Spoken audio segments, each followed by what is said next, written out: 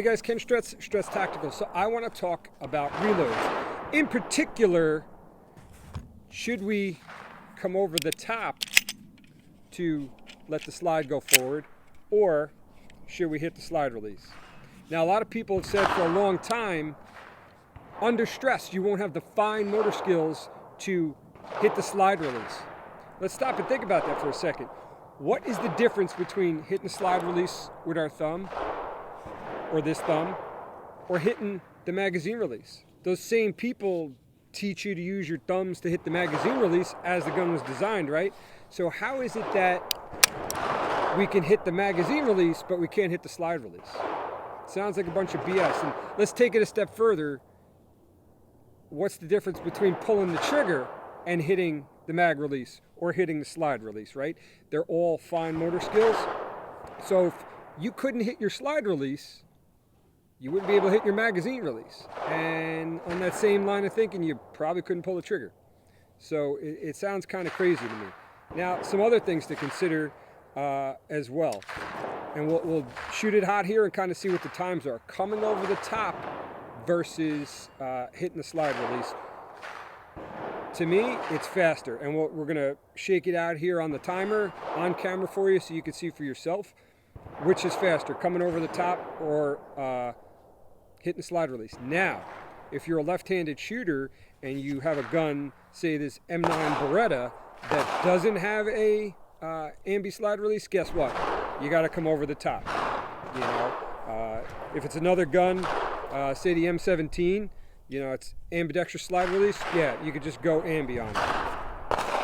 Another thing to think about when you talk about a gun like the M9 Beretta and some of the Smith & Wesson 59 series that have a decocker / safety, if you come over the top during your reload, right? So the gun's on fire. I'll show you a little red dot here. The gun's on fire. As you come over the top, you could inadvertently decock and safe the gun, and now you got a dead trigger.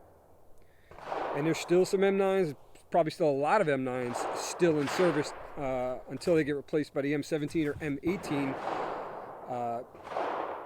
So think about that as well. If you have a slide mounted decocker safety, another reason why you don't want to do it over the top, if you can help it. Again, lefties, you really don't have a choice, right? So there's something to think about there. And then if you have a gun like this HK45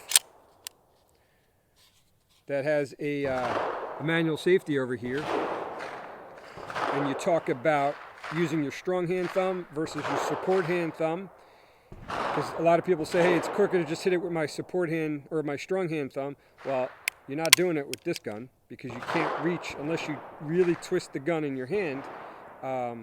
It's going to be difficult for you to hit that slide release, right? So a gun like this, probably going to need to use your support hand thumb.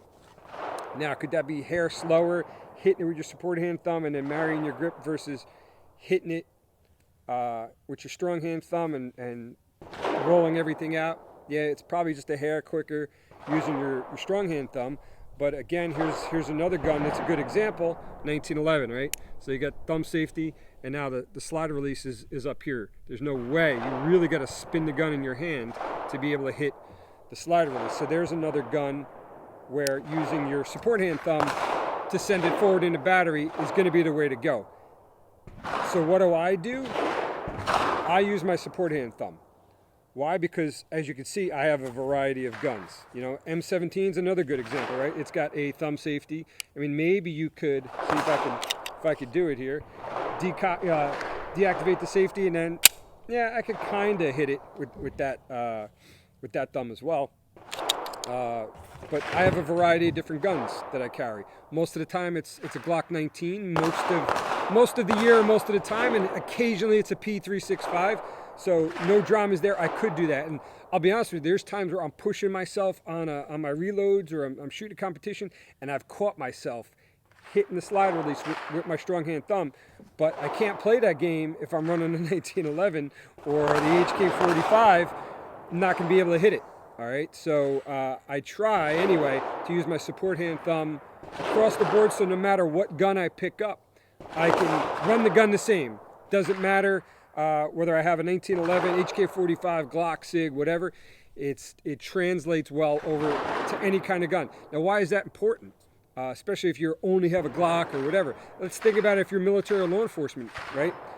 Military guys going all around the world. There's all sorts of pistols still in service around the world. You could end up on a battlefield picking up a pistol off of a dead soldier or whatever, and maybe that's all you got left.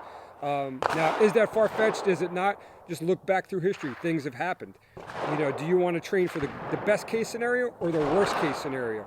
You should be able to run any gun you come in contact with and understand all the guns that are out there and have a technique that under stress, it doesn't matter what gun you pick up, you can run.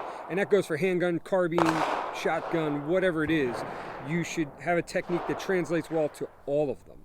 So for me, I like to use my support hand thumb. Again, hitting that and then rolling it forward, could that be slightly slower than marrying my grip and hitting the slide release with this hand on the way out?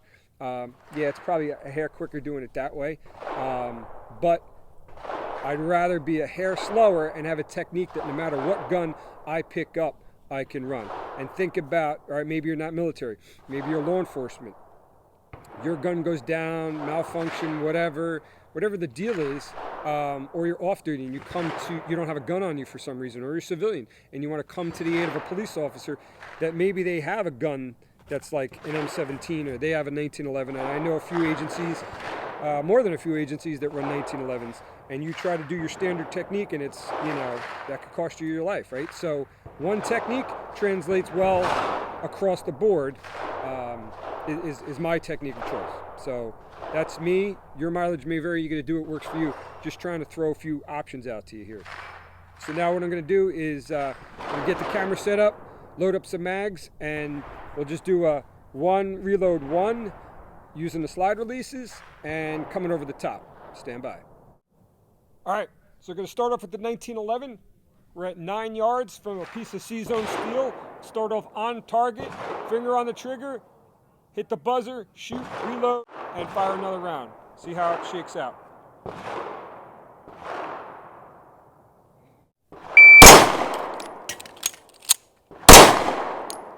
.272. 272.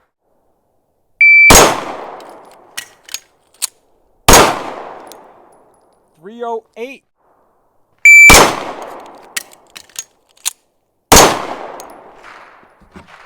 307.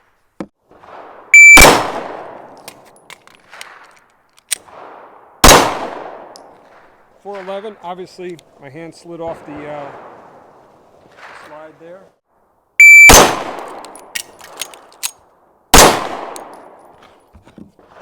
295.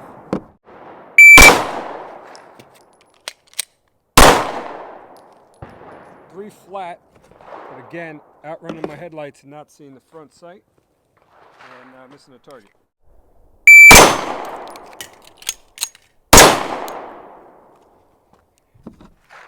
266.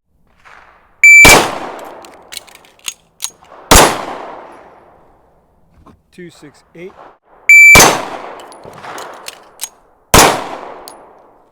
265.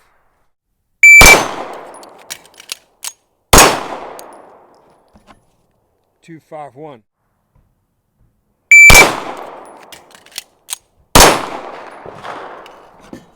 245.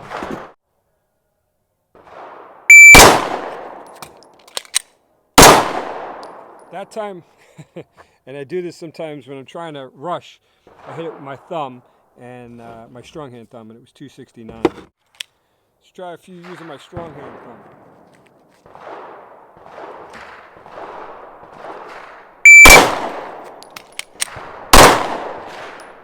229. I didn't get my hits though. I'm trying to push myself.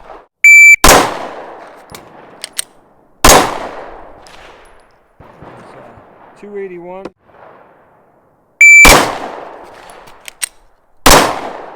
246.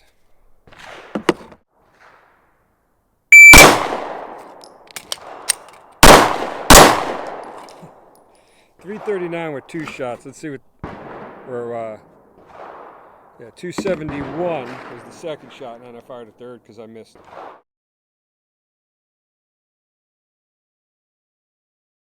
All right, so there you have it, guys. Over the top versus slide release. I think we've slayed the sacred cow of fine motor skills and you won't be able to do it. It was stupid years ago. It's stupid today.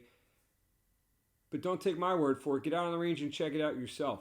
I mean, if you look at my times, and I put the diagram in the video there, outline the 5 fastest times of each one. Strong hand thumb, support hand thumb, or over the top. Also added in something for you to think about. One of my over the tops, my hand slipped off the slide, and I had to come back to re-engage the slide to let it go forward. Warm day. My hands weren't, wet from rain or snow, or mud, or blood, or ice. They weren't numb from the cold. None of that to, make matters worse. Now, could you say, well, if your thumbs were numb or wet or bloody or whatever, could that make, I guess. But when you think about the top 5 fastest times, we're using a slide release. The fastest was using my strong hand thumb, the third fastest using my strong hand thumb, and the other 3 of the top 5 were using my support hand thumb. The one I practice the most, again, is my support hand thumb. So because I own and teach with and practice with a variety of different guns, I try to use one technique that translates well across the board. So I don't put a lot of effort in my practice with my strong hand thumb, but also sometimes under stress of competition or timers, and it happened on the video, I ended up using my strong hand thumb. So anyway, head out to the range, get a timer, check it out yourself, and let me know in the comments what technique you prefer and what works fastest for you. Till then, stay safe, train hard, and I'll see you on the range.